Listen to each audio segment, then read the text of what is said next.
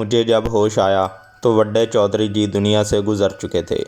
सुन लिया हवालदार साहब, अब आप कार्रवाई आगे बढ़ाएं। पहले वाले छोटे चौधरी ने हवालदार करीमदाद की तरफ देखकर कहा तो हवालदार करीमदाद अपने हाथ में पकड़े हुए स्याह रोल को अपने दूसरे हाथ की हथेली पर मारते हुए अपनी कुर्सी से उठ खड़ा हुआ और रानी को नज़रों से घूरता हुआ इसके करीब आकर सिरसिराते हुए लहजे में बोला, रानी सुन लिया तूने? अब बता, तूने वड्डे चौधरी आलम खान का खून क्यों किया? तेरी इनसे क्या दुश्मनी थी? हवालदार करीमदाद के मुंह से ये इंकिशाफ सुनते ही मेरी हालत जो हुई सो हुई, मगर रानी तो बेचारी ज़ारो कतार रो पड़ी। मुझे अब मौजूदा हालात की कुशीदगी का अंदाज़ा होने लगा था।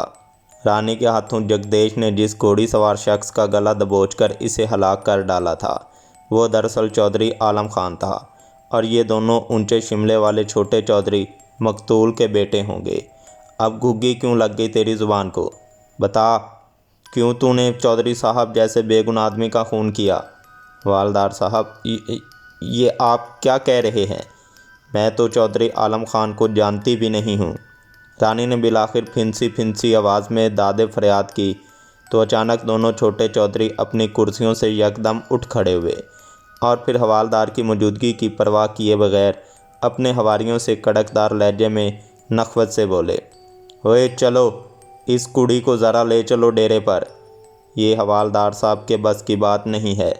वो चारों चाबी भरे खिलौनों की तरह हरकत में आए तो हवालदार करीमदाद को अपनी सबकी का एहसास हुआ और तब पहली बार इसने पेशा वराना बुर्दबारी का मुजाहरा करते हुए अपने हाथ में पकड़े रोल को सीधा करके इन चारों हवारियों का रास्ता रोक लिया।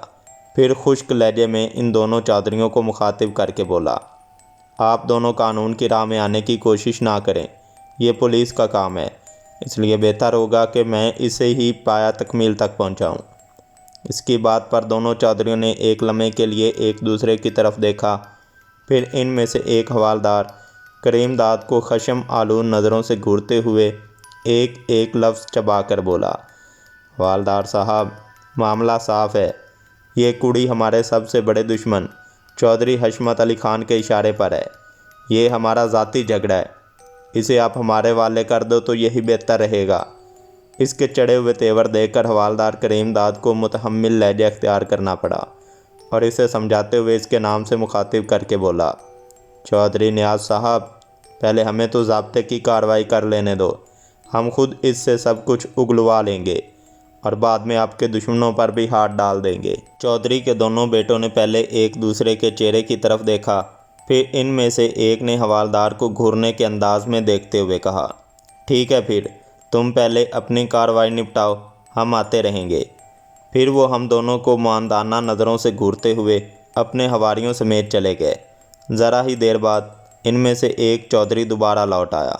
इसे शायद कोई बात याद आ गई थी। हवालदार से वो ज़रा ताकीदी लहजे में बोला, एक बात का ख्याल रहे हवालदार जी, इनका कोई ज़मानती आए तो चुपके से हमें इतला कर देना। कहो तो अपना कोई बंदा इधर छोड़ जाएं। आप बेफिक्र हो जाओ, इनकी ज़मानत किसी सूरत नहीं होगी। हवालदार करीमदाद ने गुस्से वाले लहजे में इसे तसल्ली दी तो वो चला गया। सूरत हाल बहुत ख़तरनाक हद तक गंभीर हो गई थी। चौधरी आलिम ख़ान का कत्ल कोई मामूली बात नहीं थी। ऊपर से इसके दोनों कड़ियल बेटे भी इनकी जान को आ गए थे। इस पर एक चश्मदीद गवाह भी फ़कीर दीन के नाम से पैदा हो गया था, जो यकीनन झूठा था।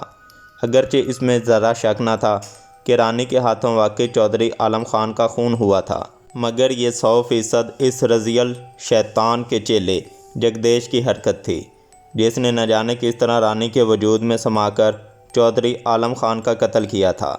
मैं तो ये सोच सोच कर परेशान हो रहा था कि अगर सारी बात हवालदार करीमदाद को हम सुना भी डालते तो क्या वो हमारी बात पर यकीन करता।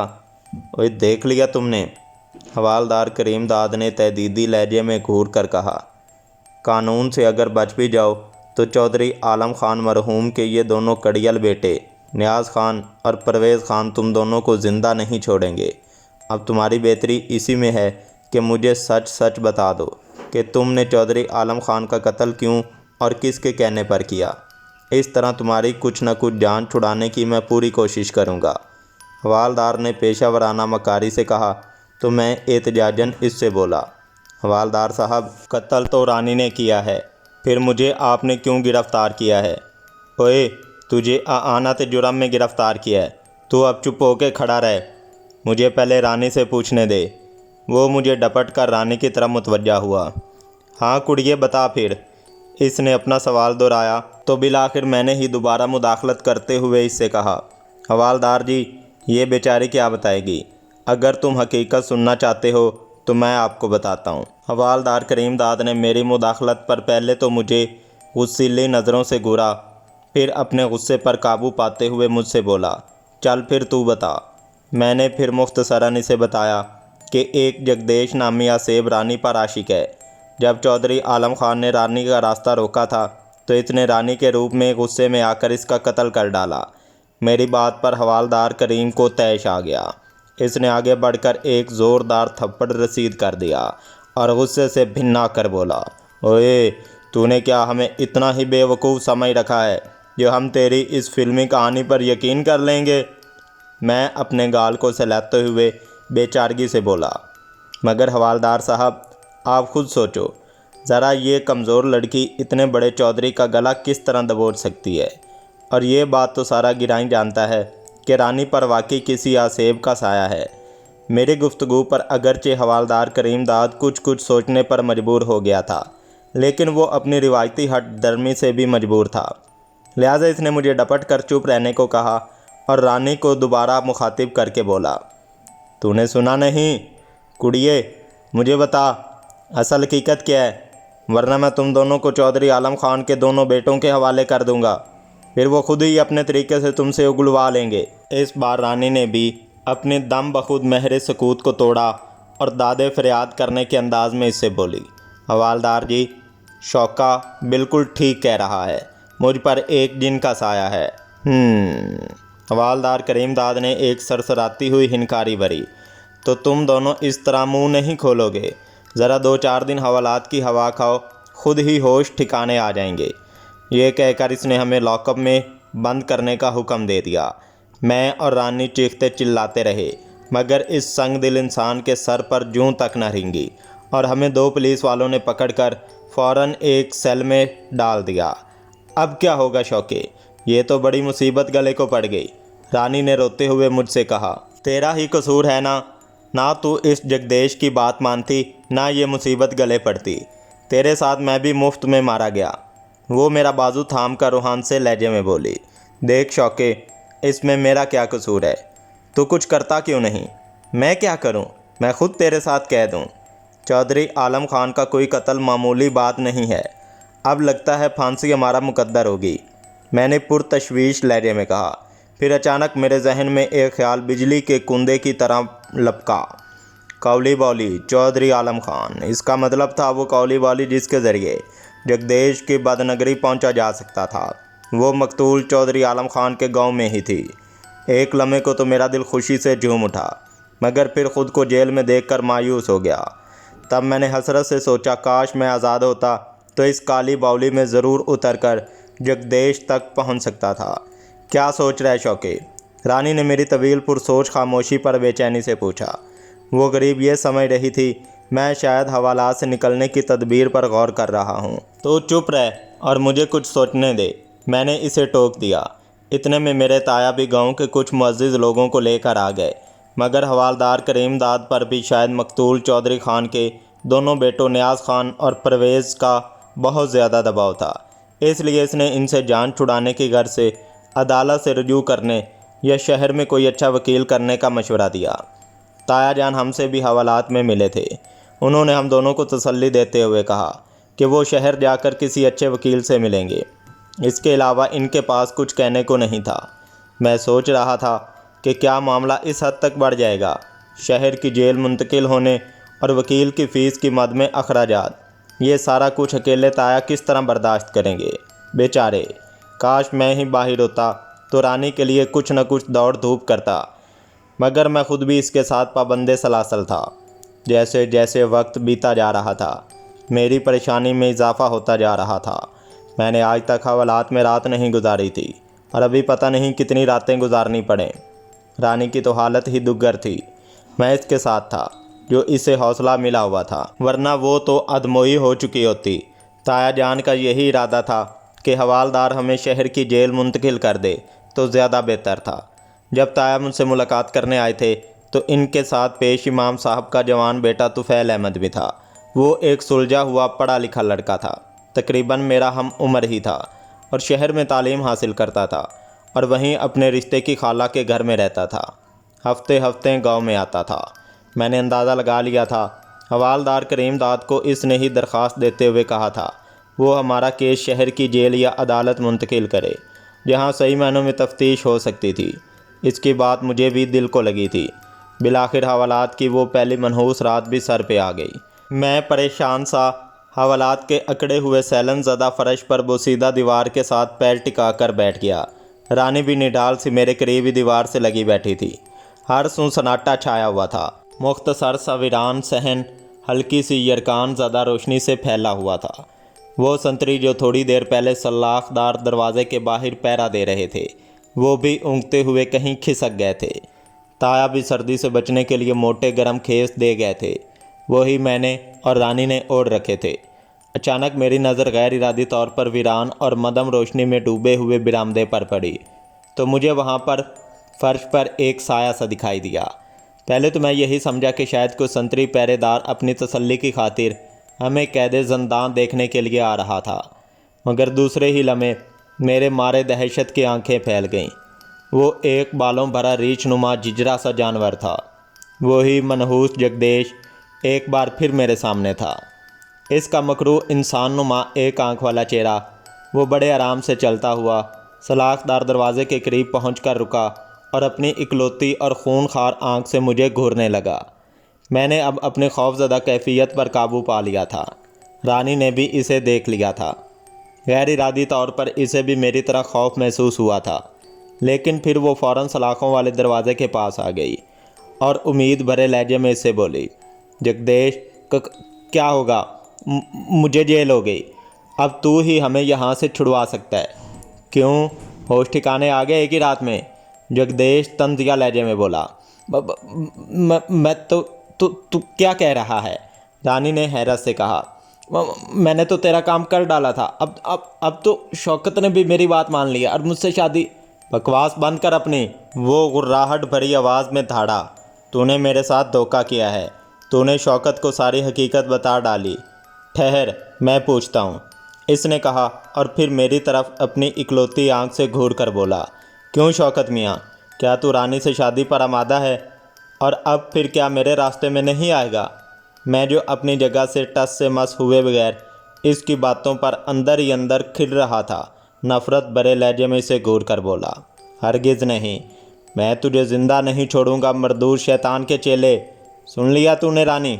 इसने तेरे साथ बड़ी मकारी से सारी बात उगलवा ली और तूने नादानी में इसे मेरी बदनगरी तक पहुंचाने वाले काली बाउली का रास्ता भी बता दिया।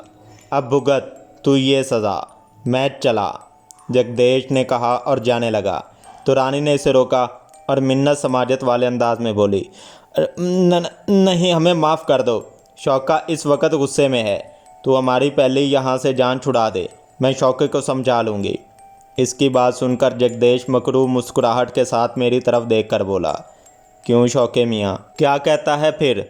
मैं चाहूँ तो चुटकी में तुम हवालात से बाहर हो जाओगे। तुमने मेरी ताकत तो देख ली ना।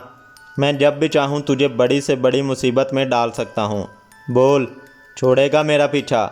मैं इसकी धमकी से मरऊब हुए बगैर नफ़रत अंगेज़ लहजे में होंठ चबा कर बोला, ओ खबीस शैतान के चेले, इस मुसीबत से तो मेरा अल्लाह मुझे बचा लेगा, मगर इसके बाद तू जिस बड़ी मुसीबत में फंसने वाला है, इससे तुझे तेरा बाप शैतान भी नहीं बचा सकेगा। अब यहाँ से दफ़ा हो जा। रस्सी जल गई मगर बल नहीं गए, वो हंसते हुए बोला। तो ठीक है, फिर तुम दोनों को अब फांसी चढ़ने से कोई नहीं बचा सकेगा। मरो यहीं दोनों, वो गुस्सीले लहजे में बोला और फिर धुएं में तहलील हो गया। ये तूने क्या कर दिया शौके? से नाराज़ कर दिया तूने। तू तो कहता था कि तू चुप रह रानी, ये सारी तेरी ही वजह से हुआ है। मैंने रानी की बात काटकर बरहमी से कहा, वरना इस जगदेश शैतान को मैंने खूब मज़ा चखाना था। रानी ने मेरी बात पर मुंह सुझा लिया। तूने मुझे धोखा दिया, शौके, क्या क्या वो सब फ़रेब था जो तूने मुझसे अब तक किया था? वो फ़रेब नहीं था, मगर जगदेश तक पहुंचने के लिए यह सब ज़रूरी था।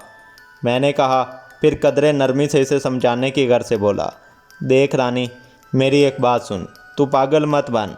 देख लिया तूने जगदेश के हाथों अपने इस पागलपन की वजह से कितनी बड़ी मुसीबत में तू फंस गई और मुझे भी फंसा दिया। नहीं, जगदेश तेरा फ़रेब जान गया था, इसने इसलिए तेरे साथ मुझे भी सज़ा दे डाली। रानी ने गुस्से से कहा। उल्टा मुझे ही मुर्दे इल्ज़ाम ठहरा रही थी। मैं इसकी गलतफहमी दूर करने की गर्ज से दोबारा मुलायमत आमेज़ी से बोला, रानी, जगदेश एक शैतान है, मुझे हर कीमत पर इसे ख़त्म करना है। इस पाक धरती को एक गंदे वजूद से पाक करना है, ये अल्लाह का भी हुक्म है। वो मेरी तरफ तंजिया नज़रों से देखकर बड़ी नखवत के साथ बोली, तू जगदेश को ख़त्म करना चाहता है या इस कुड़ी सोनी को हासिल करना चाहता है? मैं हक्का बक्का इसके चेहरे को तकने लगा। मुझे पूरा यकीन था कि रानी जगदेश से गठजोड़ कर चुकी थी और इसने ही इसे सारी तफसील बता डाली थी, मगर मैं भी चोर बनने की बजाय साफ साफ लहजे में बोला, हाँ, ये भी सही है कि एक शैतान के चुंगल से एक बेगुनाह और मासूम दुखियारी लड़की को छुड़ाना चाहता हूँ ताकि बाद में तू इससे शादी कर सके। क्यों, यही बात है ना? रानी का लहजा लम्हा बलम्हा जहरीला होने लगा था। हाँ, मैं सोनी से शादी करना चाहता हूँ, मैंने साफ गोई से कहा। मुझे अब इसकी परवाह नहीं थी। जो मैं इससे उगलवाना चाहता था वो मैं उगलवा चुका था, मगर मैं रानी को राह रास्त पर लाना चाहता था। मेरी बात पर वो अंगारा आंखों से मेरी तरफ घूरते हुए बोली, तो फिर मुझे तूने क्यों प्यार का फ़रेब दिया? इसकी तेवरियों पर अचानक बल पड़ने लगे। चेहरा गुस्से और तजलील के एहसास से सुर्ख होने लगा। ये सब मैंने जगदेश तक पहुंचने के लिए ऐसा किया था, क्योंकि मुझे जैसे ही पता चला तू भी इस हरामी शैतान की चेली बनने लगी है, तो तुझे राह रास्त पर लाने के लिए ये सब ज़रूरी था। मैंने गहरी मतानत और साफ गोई से कहा, मैं तुझे ज़िंदा नहीं छोड़ूंगी, दगाबाज फ़रेबी। रानी का पारा जैसे लिबरेज हो गया। वो ज़ख्मी शेरनी की तरह मुझ पर झपट पड़ी। मैंने अपनी जगह बैठे बैठे आराम से अपने दोनों हाथों से इसे मरोड़ तरोड़ कर एक तरफ धकेल दिया। वो हाँफने लगी और रोती भी जा रही थी।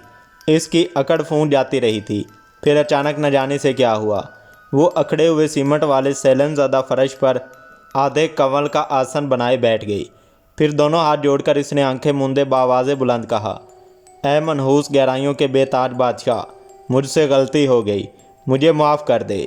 क्या तू इसे मेरी पहली और आखिरी गलती समझकर मुझे माफ़ नहीं कर सकता?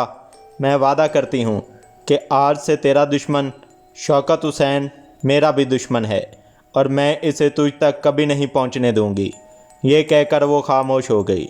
मैं पहले तो इसके ख़तरनाक और नापाक अज़ाइम जानकर शशदरा गया, मगर दूसरे ही लम्हे मैंने इसकी तरफ देखकर नफ़रत से अपने होंठ सुकेड़े। तब फिर अचानक मैंने देखा दीवार पर एक साया उभरने लगा, मगर वो साया एक सर का था जिसके मनहूस और डरावने चेहरे के नकूश वाज़े होने लगे थे। वो एक आंख वाले जगदेश का चेहरा था जिसकी बदहैयत होंठों पे मकरूब मुस्कुराहट रक्सा थी। इसने रानी को पुकारा। रानी ने यकदम आंखें खोल दी और फिर दीवार पर जगदेश के मकरूह चेहरे को देखते ही खुशी से निढाल हो गई और बेकाबू होकर बोली, जगदेश, जगदेश, क्या तूने मुझे माफ़ कर दिया? हाँ, हमने मनहूस गहराइयों के बेताज बादशाह ने तुम्हें माफ़ कर दिया है, मगर अब तुम अपने वादे पर कायम रहना। जगदेश ने इसे अपना वादा याद दिलाया तो रानी मेरी तरफ एक नफ़रत भरी निगाह डालकर दांत पीसते हुए बोली, हाँ ए मनहूस गहराइयों के बादशाह जगदेश, मुझे अब इस शख्स से नफ़रत हो गई है। ये सही है कि पहले मैं इसके इश्क में मुब्तला हो रही थी, मगर अब इसे भी पता चल जाएगा। जो औरत किसी को टूट कर चाहती है तो वो दिल टूटने पर इससे ज़्यादा नफ़रत भी करना जानती है। मगर जगदेश, मैं एक कमज़ोर सी लड़की भी तो हूँ और यहाँ कह दूँ मैं तेरे लिए क्या कर सकती हूँ। तू फ़िक्र मत कर, मैं हूँ ना। तेरे पर मुकदमा चलेगा तो साफ साफ सारा इल्ज़ाम शौकत के सर पर थोप देना, आगे मेरा काम है।